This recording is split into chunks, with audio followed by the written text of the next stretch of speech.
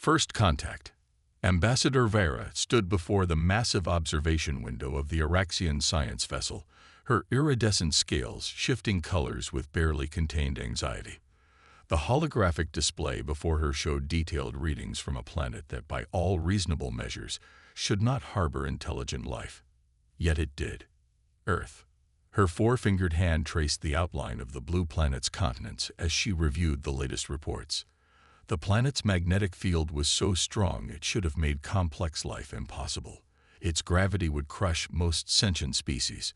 Its atmosphere was laced with corrosive oxygen, and its temperature variations were extreme enough to shatter Araxian crystalline bodies. But humans didn't just survive there. They thrived. Ambassador, Senior Observer Keth's melodic voice chimed from behind her. The Council is demanding we cease our observations. They say we're violating protocol by monitoring a Deathworld species for this long. Vera's scales rippled with dark blue patterns of concern. Show them the latest footage. The holographic display shifted, revealing scenes from Earth's surface. Humans rebuilding entire cities after devastating natural disasters. Communities working together to survive extreme weather events. Children playing in conditions that would kill most species in the galaxy. Fascinating, isn't it? Vera's voice carried a note of wonder. They call these natural disasters, yet they treat them like mere inconveniences. They'd rebuild. They adapt. They grow stronger. That's exactly what concerns the Council. Keth responded, his own scales showing patterns of unease. Any species that can evolve to survive such conditions must be inherently dangerous. The protocols exist for a reason. Vera was about to respond when every screen in the observation deck suddenly flared red. Warning signals pulsed through the ship's crystalline structure, creating harmonics that set their scales on edge. Report, Vera demanded, her diplomatic calm cracking. Keth's fingers flew over the control interface. Multiple anomalies detected at the edge of charted space. Energy signatures unlike anything we've ever. His voice trailed off as the readings appeared on the main display. The images showed what appeared to be tears in the fabric of space itself, dark rifts that seemed to absorb both light and sanity. As they watched, an Araxian outpost near one of the rifts went dark. Not destroyed, simply ceased to exist, as if it had never been there at all. It's happening again, Vera whispered, her scales paling to an almost translucent white. Just like the ancient records warned. The Void Hunters have returned. The next few hours were chaos. Reports flooded in from across Araxian space as more rifts appeared. Their best weapons passed harmlessly through the entities that emerged from the tears. Their strongest shields meant nothing. The most brilliant minds in their civilization couldn't even look at the creatures without their crystalline neural pathways beginning to fracture. Vera stood in the emergency session of the Araxian High Council, her scales now a determined green as she made her proposal. We need help. From Deathworlders. First Speaker Ixal's voice carried both horror and disbelief. They're savages. Their history is full of conflict and violence. Exactly. Vera pressed her advantage. They've survived conditions we can barely comprehend. Their minds have evolved to process chaos and horror as a matter of course. And most importantly, she brought up the latest sensor readings from Earth. They're fighting something similar already. The display showed humans dealing with what they called natural disasters. Hurricanes tearing apart cities, earthquakes reshaping the land, volcanic eruptions darkening skies. And through it all, humans not just surviving, but helping each other, innovating, adapting. Their entire evolution has been a battle against forces that should have destroyed them, Vera continued. Their literature is full of stories about facing cosmic horrors. Their scientists regularly contemplate the incomprehensible. Their minds are literally structured to resist the kind of psychic assault that's fracturing our best defenders. First Speaker Ixal's scales showed patterns of deep conflict. The protocols forbid contact with Deathworld species until they achieve independent FTL travel. They're not ready. We're not ready for extinction either, Vera countered. I've studied them for years. Yes, they're violent, but they're also capable of incredible compassion. Yes, they're chaotic, but that chaos breeds innovation we desperately need. They're not just survivors, they're protectors. A new alert sounded, and the chamber's displays showed another Araxian colony vanishing into one of the dark rifts. The council chamber fell silent. The protocols exist to protect us from dangerous species, Vera said into the silence. But right now, we need a dangerous species to protect us. I volunteered to make first contact. Hours later, Vera stood in the communications center of her ship, preparing to send humanity their first message from the stars. Her scales shifted through patterns of anxiety, determination, and hope as she composed the words that would change two civilizations forever. People of Earth, she began, we have watched you survive the impossible. We have seen you face destruction with courage and rebuild with determination. Now we face our own destruction, and we need what you have learned from your harsh world. We need your strength, your adaptability, your impossible resilience. We need the people who looked into the abyss of their own extinction and chose to evolve instead of surrender. She paused, her scales rippling with emotion. We are the Araxians, and we come to you not as superiors or conquerors, but as people in desperate need of help. Our galaxy faces a horror that defies comprehension, and we believe you might be the only ones capable of comprehending it. As she sent the message, Vera watched the tears in space growing larger at the edges of Araxian territory. She had just broken the most fundamental law of her people by contacting a Deathworld species. But as she observed another human city on Earth rebuilding after a devastating storm, she knew she had made the right choice. Sometimes survival required breaking the rules. That was a lesson humans had learned long ago, and one the Araxians needed to learn now. Show us what Deathworlders can do, she whispered to the image of Earth rotating slowly in her display. Show us how to survive the impossible. The learning curve. Dr. Sarah Chen stood in the secured briefing room at the United Earth Defense Command, staring at the holographic projection of an Araxian ship in orbit. Even after 3 weeks of first contact, the sight still took her breath away. The crystalline vessel seemed to sing with its own inner light, its geometric patterns unlike anything human engineering had ever achieved. They're ready for you, Doctor, Colonel Marcus Hayes said from the doorway. His weathered face showed the strain of countless meetings with world leaders and military officials. Try not to break any more of them this time. Sarah winced at the memory of their first attempt at a handshake with the Araxians. She'd forgotten their crystalline biology was more fragile than human flesh. That was one time, Marcus, and Ambassador Vera found it fascinating rather than offensive. The meeting chamber was a stark contrast of human and Araxian design. One half contained standard military briefing equipment, while the other was lined with crystalline technology that regulated temperature and atmospheric composition for their alien guests. Ambassador Vera stood with 3 other Araxians, their scales shifting through colors that Sarah was learning to read as emotional indicators. Dr. Chen. Vera's translated voice carried both warmth and urgency. We've received disturbing news from our outer colonies. The Void Hunters have accelerated their advance. Sarah nodded grimly as she pulled up the latest sensor data on her tablet. We've been analyzing the readings you shared.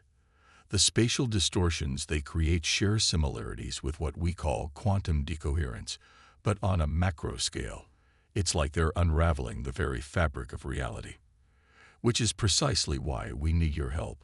Vera's scales flickered with patterns of hope and anxiety. Our scientists can barely look at the data without experiencing neural fragmentation. Yet you humans not only study it, you seem almost excited by it. Colonel Hayes stepped forward, his military bearing a sharp contrast to the fluid movements of the Araxians.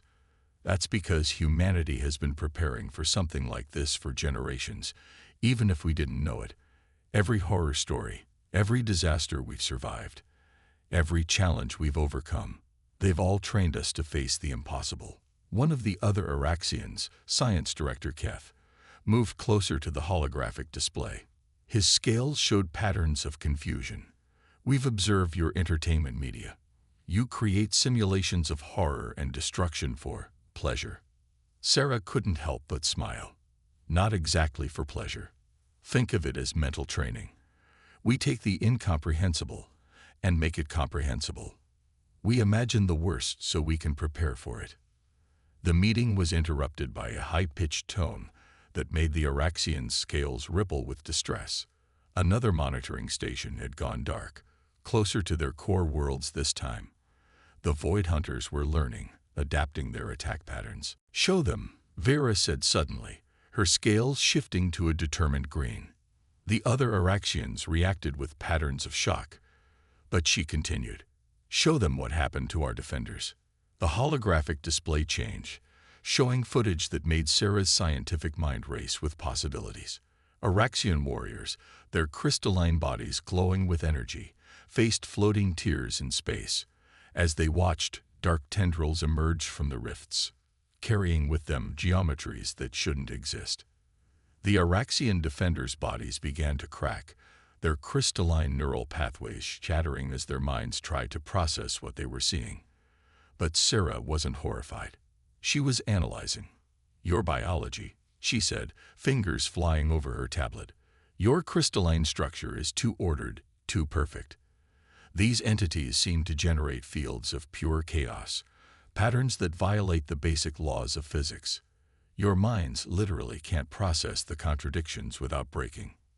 While human minds," Colonel Hayes added, "are practically built on contradictions.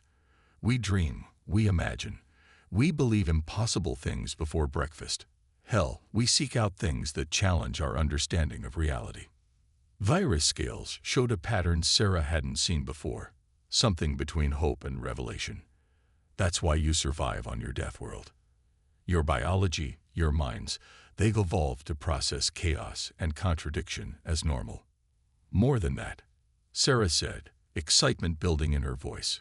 "We might be able to help your people adapt. Your crystalline biology is incredibly sophisticated, but it's also programmable to a degree. If we combine your energy manipulation abilities with our capacity for processing chaos." The next few weeks were a crash course in cross-species cooperation. Human scientists worked with Araxian engineers to develop new forms of neural shielding. Military strategists from both species developed joint training programs. And most importantly, they began to understand each other. Sarah spent countless hours with Vera, learning how Araxian crystal technology could be modified to accommodate human patterns of thought. The ambassador, in turn, learned to appreciate the beautiful chaos of human innovation. "Your people still fear us," Sarah noted one evening, as they watched human engineers installing modified shielding on an Araxian vessel. "I see it in their color patterns when they think we're not looking." Vera's scales rippled with a complex pattern of acknowledgement and amusement. "Can you blame them? Everything about humans defies our understanding of what civilized beings should be. You eat food that would kill us, breathe poison, and deliberately expose yourselves to radiation for entertainment. You mean sunbathing." Sarah laughed. "Wait until I tell you about extreme sports." Their conversation was interrupted by alarms. The Void Hunter attack had begun near Jupiter's orbit, where a joint human-Araxian research station was studying the rifts. But this time, they were ready.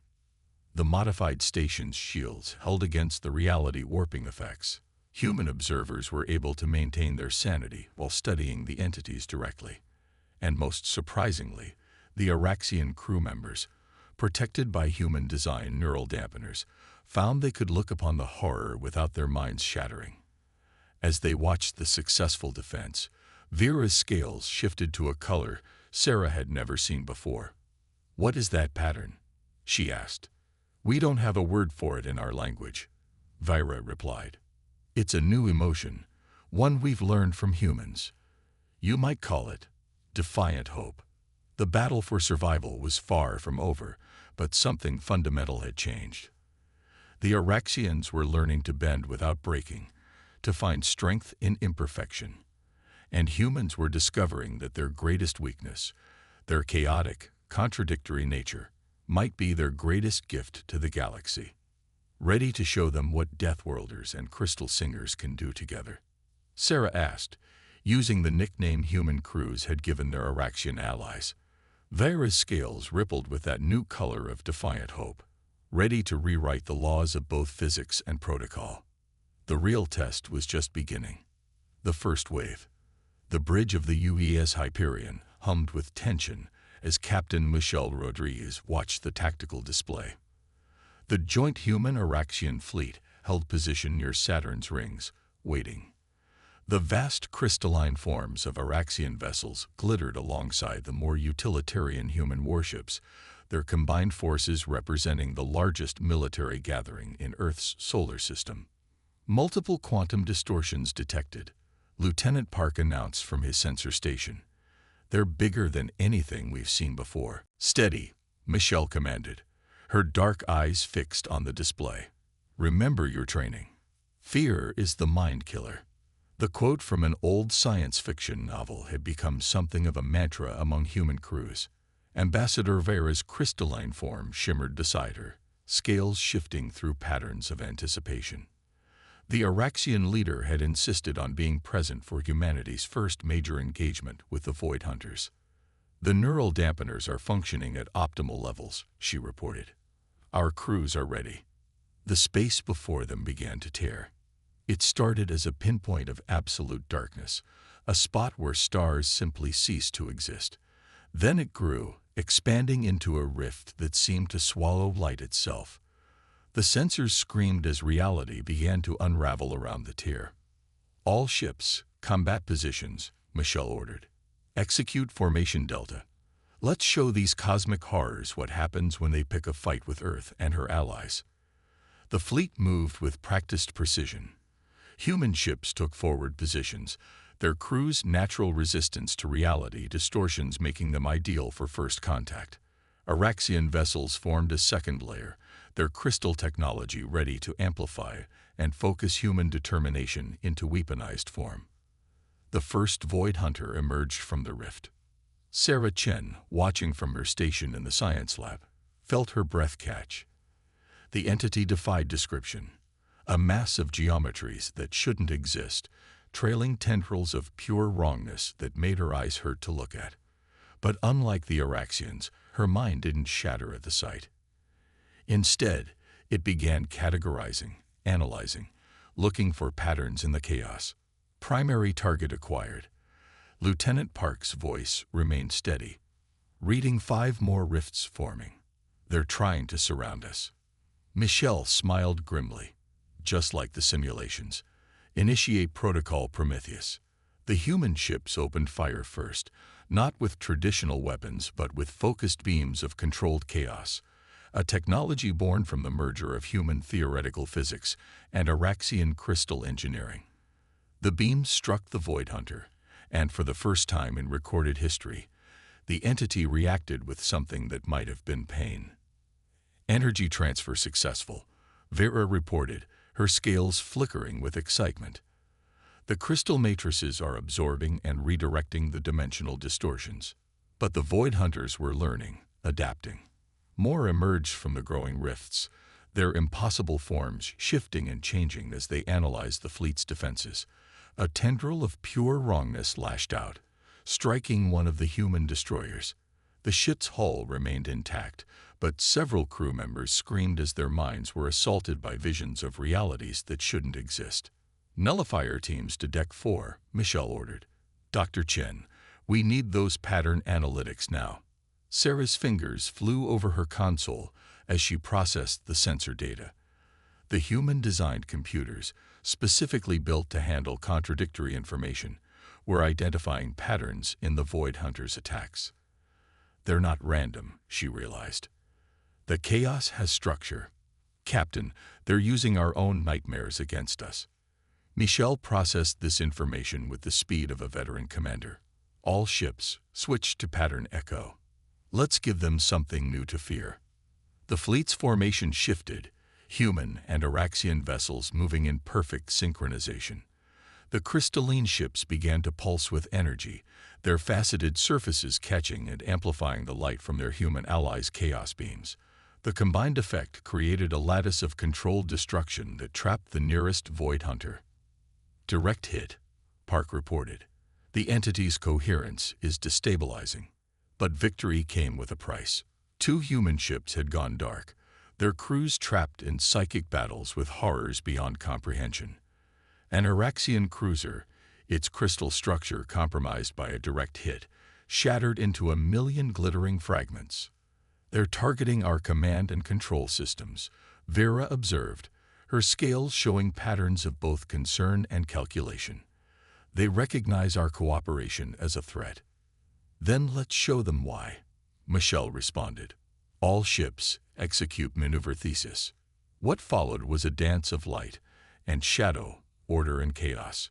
Human ships drove straight into the heart of the Void Hunters' formation, their crews' minds bent but unbroken by the psychic assault. Araxian vessels followed in their wake, their crystal technology transforming the humans' desperate courage into weapons of pure possibility. Sarah watched the battle unfold, her scientific mind racing to understand what she was seeing. The Void Hunters were beings of pure chaos, yes, but chaos could be quantified, understood, even controlled.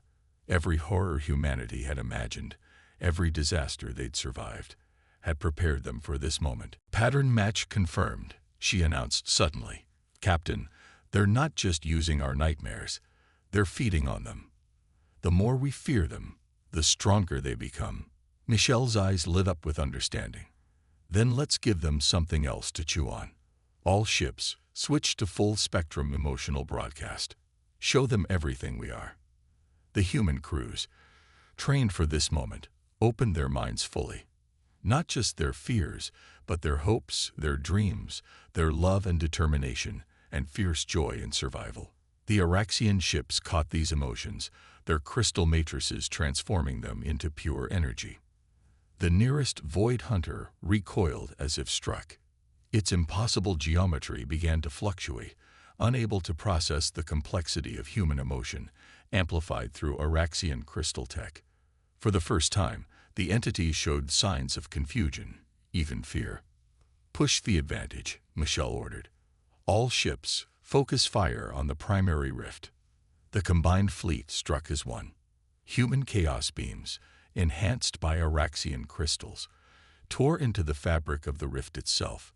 Reality screamed and buckled. But for once, it was the Void Hunters who couldn't handle the contradictions. The primary rift collapsed in on itself, taking 3 of the entities with it.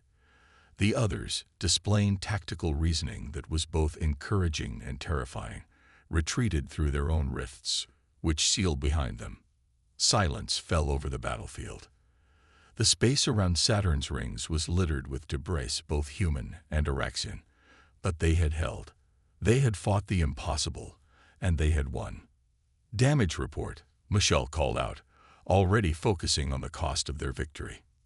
4 human ships lost, 3 Araxian vessels destroyed, Park responded solemnly. "But we've proven something today, Captain. We've proven they can be hurt." Vera's scales showed a complex pattern of grief, pride, and determination. "More than that, we've proven that together, we can face anything the universe throws at us." Sarah looked up from her analysis of the battle data. "They'll be back," she said quietly. "And they'll be stronger, better prepared." "So will we," Michelle responded, her voice carrying the weight of command and the strength of certainty. "Because that's what humans do. We learn, we adapt, we overcome. And now, thanks to our allies, we can do it with style." The first wave had been repelled, but everyone on the bridge knew this was just the beginning. The Void Hunters would return, and next time, they would be ready for humanity's particular brand of chaos. But humanity would be ready too, standing shoulder to shoulder with their crystalline allies, prepared to rewrite the rules of reality itself if that's what it took to survive. After all, that's what Deathworlders do best. Evolution of war. The research facility carved into Europa's ice gleamed with a mixture of human and Araxian technology. Dr. Sarah Chen stood in the central laboratory, surrounded by holographic displays showing data from their recent encounters with the Void Hunters. Behind her, a captured fragment of one of the entities writhed in a containment field, its impossible geometry casting shadows that pointed in different directions simultaneously. Fascinating, Science Director Keth said, his crystalline form carefully protected by the latest version of the neural dampeners. The chaos patterns are becoming more organized. They're learning from each exposure to our combined defenses. Sarah nodded, manipulating the 3D display with practiced ease. They're not just learning our tactics, they're learning how to be more effective nightmares. Look at these wavelength patterns. They're specifically tuning their reality distortions to target human fears while maximizing their impact on Araxian crystal structures. The door slid open, admitting Captain Rodriguez and Ambassador Vera. Both leaders showed signs of exhaustion. Michelle's face was drawn, while Vera's scales displayed patterns of deep fatigue. 3 more colonies lost in the past week, Michelle reported grimly. They're adapting faster than we can develop countermeasures. Show them, Sarah said to Keth. The Araxian scientist's scales flickered with excitement as he activated a new display. The hologram showed a complex crystalline structure that pulsed with an inner light. Embedded within it were strands of what appeared to be pure darkness, but arranged in patterns that somehow didn't hurt to look at. We've been going about this all wrong, Sarah explained. We've been trying to fight chaos with order, to impose our reality on theirs. But what if instead we embrace the chaos? Look what happens when we integrate it into the Araxian crystal matrix. She pressed a control, and the hybrid structure began to resonate. The captured Void Hunter fragment reacted immediately, its impossible geometry trying to reshape itself to match the new pattern. They're not creatures of pure chaos, Keth continued, his scales showing patterns of revelation. They're beings of broken symmetry. Their geometry isn't impossible, it's incomplete. Vera moved closer to the display, her scales shifting through colors of deep thought. Are you suggesting what I think you are? Sarah smiled. We can't beat them by being more ordered than they are, or more chaotic. We need to show them what they're missing. The harmony between order and chaos. That's why they fear us, Michelle realized. Humans embody that harmony. We create art from disorder, find patterns in randomness. We're living proof that chaos and order can coexist. The next few weeks were a blur of activity. Human engineers worked alongside Araxian crystal shapers to develop new hybrid technologies. Combat simulators ran countless scenarios as fleet commanders learned to think in 5 dimensions. And in hidden laboratories across the solar system, scientists began to understand the true nature of their enemy. Sarah stood in the tactical room of the Hyperion, presenting their findings to a joint human-Araxian command staff. The holographic display showed the largest Void Hunter they'd encountered yet, a massive entity that had single-handedly destroyed a defensive line at Neptune. They're not invading our reality, she explained. They're trying to fix it. In their perception, our universe is flawed because it allows for free will, for chaos within order. Each attack is an attempt to impose their version of perfect symmetry. Perfect symmetry is stagnation, Keth added, his scales showing the new pattern they'd begun calling Warrior's Resolve. It's death. Michelle leaned forward, studying the tactical displays. So how do we fight an enemy that thinks it's saving the universe by destroying it? We show them a better way, Sarah said, bringing up the schematics for their new weapon design. The Araxian crystal matrices can be tuned to resonate with the Void Hunter's frequency. But instead of trying to match their perfect symmetry, we introduce controlled imperfection. Like a vaccine, Vera realized, her scales brightening. We show their hive mind that imperfection isn't just survivable, it's necessary for growth. The implementation of their new strategy required changes that would have been impossible months ago. Araxian ships were modified with deliberately asymmetric crystal arrays, their perfect geometry marred by calculated flaws that somehow made them stronger. Human crews learned to project not just their emotions, but their understanding of balance, the harmony they found in imperfection. The first test of their new approach came sooner than expected. A massive Void Hunter rift opened near Mars, disgorging an entity larger than any they'd seen before. Its geometry rippled with stolen nightmares and corrupted dreams. But this time, the joint fleet was ready. The human ships moved in first, their crews projecting not fear or defiance, but understanding. The Araxian vessels followed, their modified crystals resonating with a song of balanced imperfection. The Void Hunter paused, its impossible shape twisting as it tried to process what it was experiencing. "Now," Michelle ordered, "show it everything." The fleet activated their new weapons. Beams of hybrid energy struck the entity, carrying with them not destruction but transformation. Inside the Void Hunter's broken geometry, new patterns began to form, patterns that embraced both chaos and order. For a moment, the entity's form stabilized into something almost beautiful. Its geometry shifted, showing hints of the harmony it had been seeking all along. Then, with a ripple that distorted space-time itself, it retreated back through its rift. "Did it work?" Michelle asked, turning to Sarah. The scientist was already analyzing the sensor data. "Better than we hoped. The entity didn't just retreat, it changed.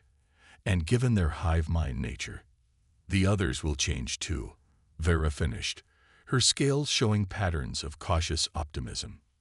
But their victory celebration was cut short by new alarms. Multiple rifts were opening throughout the solar system, more than they'd ever seen before. The tactical display lit up with dozens, then hundreds of Void Hunter signatures. "They're not running," Keth realized, his scales paling. "This is it. The final test." Michelle's face set in determined lines. "Then let's show them everything we've learned. All ships, battle positions. Prepare to demonstrate why you don't pick a fight with Deathworlders and Crystal Singers." As the fleet moved to meet this final challenge, Sarah looked at the hybrid technology surrounding them. Human chaos and Araxian order working in perfect harmony. They had discovered the Void Hunter's weakness, but exploiting it would require everything both species had learned about each other, about themselves, and about the true nature of strength. The real question was, would it be enough? The final symphony.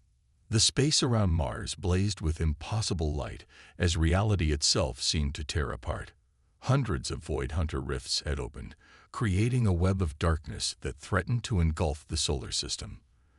The joint human Araxian fleet held position, their hybrid ships glowing with combined crystal and plasma energy. Captain Michelle Rodriguez stood on the bridge of the Hyperion, watching the tactical display with steady eyes. "All ships report ready," Lieutenant Park announced, his voice carrying the calm of a veteran who had stared into the abyss too many times to count. "The crystal matrices are at full resonance," Ambassador Vera added, her scales showing a complex pattern of determination and hope. "Every ship in the fleet is synchronized." The first wave of Void Hunters emerged from their rifts, their impossible geometries more complex than ever before. But something was different. The entities moved with new purpose, their chaotic forms showing hints of organization that sent chills down human spines and caused Araxian crystals to vibrate in harmonic response. "They're working together," Dr. Sarah Chen observed from her station, fingers flying over holographic controls. "Not just as a hive mind. They're forming some kind of meta-consciousness." The Void Hunters began to merge, their broken geometries flowing together into something that dwarfed their previous forms. Space itself curved around the growing entity, light bending in ways that shouldn't be possible. Even with their neural dampeners, several Araxian crew members had to look away. "This is it," Michelle said, her voice carrying to every ship in the fleet. "Everything we've learned, everything we've built together, has led to this moment. Remember, we're not just fighting for survival. We're fighting to show them a better way." The combined entity struck first, sending waves of distorted reality washing over the fleet. But the human crews, their minds hardened by evolution on a death world and months of combat experience, held firm.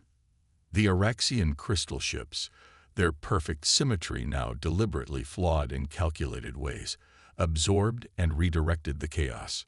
Pattern match confirmed. Sarah announced. "They're trying to synchronize with our crystal matrices, but instead of corrupting them, they're beginning to resonate," Science Director Keth finished, his scales flickering with excitement. "The hybrid harmonics are affecting them just as we theorized." Michelle nodded to Vira. "Time for Phase 2. The Araxian ambassador's scales shifted to a new pattern, one that combined all the colors they had learned from their human allies. All ships initiate the Symphony Protocol. What followed was unlike anything either species had experienced before. The human crews opened their minds fully, projecting not just their thoughts and emotions, but their fundamental understanding of existence. The joy found in imperfection, the beauty of controlled chaos, the strength that comes from embracing paradox. The Araxian ships amplified these concepts through their crystal matrices, transforming philosophical ideals into pure energy. Each deliberate flaw in their crystalline structures acted as a lens, focusing and refining the human thoughts into something that transcended both order and chaos. The massive Void Hunter entity paused, its impossible geometry rippling with what might have been confusion. For the first time, it was encountering something it couldn't simply categorize as order or chaos. The hybrid fleet's energy patterns showed it a new possibility, the harmony that could exist between the two. "They're responding," Sarah reported, excitement breaking through her professional demeanor. "The quantum resonance patterns are shifting. They're trying to understand." But understanding came with a price. As the Void Hunter metaconsciousness processed these new concepts, its structure began to destabilize. The very thing that made it so powerful, its ability to impose perfect symmetry on reality, was being challenged by the revelation that imperfection might not be a flaw to correct, but a necessary component of existence. "All ships, full power to the harmonic arrays," Michelle ordered. "Show them everything." The fleet moved in perfect synchronization, their hybrid technology singing with the music of two species who had learned to turn their differences into strength. Human chaos and Araxian order, woven together into something entirely new. The Void Hunter entity's form began to shift, its impossible geometry resolving into something that, while still beyond normal comprehension, no longer hurt to look at. It was as if the entity was rebuilding itself, incorporating the harmony it had discovered. "Energy spike," Park warned. "Something's happening." The entity pulsed once, twice, and then began to change. Its broken symmetry started healing, not into the perfect order it had sought before, but into something new, something that embraced both chaos and order, possibility and certainty. "Look," Vera breathed, her scales showing colors no Araxian had ever displayed before. "They understand." The transformed entity reached out, not to attack, but to communicate. Through the hybrid systems of the fleet, a message formed, not in words, but in pure concepts. "They were like us once," Sarah translated, her voice filled with wonder. "A species that sought perfection through pure order. When they found it, they realized too late that perfect symmetry meant the death of growth, of change, of life itself.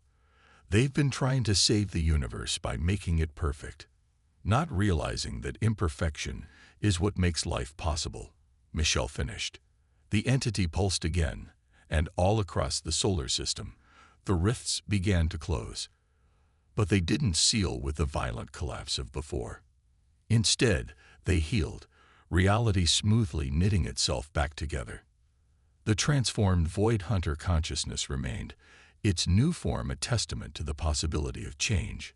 Through their hybrid technology, it shared one final message, a promise to spread its newfound understanding to others of its kind, to show them that true harmony comes not from imposing perfect order, but from finding balance between chaos and symmetry. As the entity departed, not through a rift, but by simply shifting itself between the layers of reality, the combined fleet hung in space, human and Araxian ships together, their hybrid technology still humming with the song of two species who had found strength in their differences. "So," Michelle said, looking at Vira with a smile, "still think we Deathworlders are too dangerous to contact?" The ambassador's scales showed that new pattern they had all come to recognize as joy. "Oh, you are absolutely dangerous," she replied. "But sometimes the universe needs a little danger to grow." In the months that followed, the alliance between humans and Araxians grew stronger. The technology they had developed together spread throughout both civilizations, leading to advances neither species could have achieved alone. The Galactic community, which had once feared the Deathworlders of Earth, began to understand that strength comes in many forms. And somewhere in the vast darkness between realities, the transformed Void Hunters continued their new mission, not to perfect the universe, but to protect the beautiful imperfection that makes life possible. They had learned this lesson from the most unlikely of teachers, a species that had evolved on a world that should have killed them, and another that had been willing to learn that sometimes the greatest strength comes from what others see as weaknesses. The price of peace, they had all learned, wasn't paid in blood or crystal or perfect symmetry. It was paid in the courage to change, to adapt, and to find harmony in the impossible.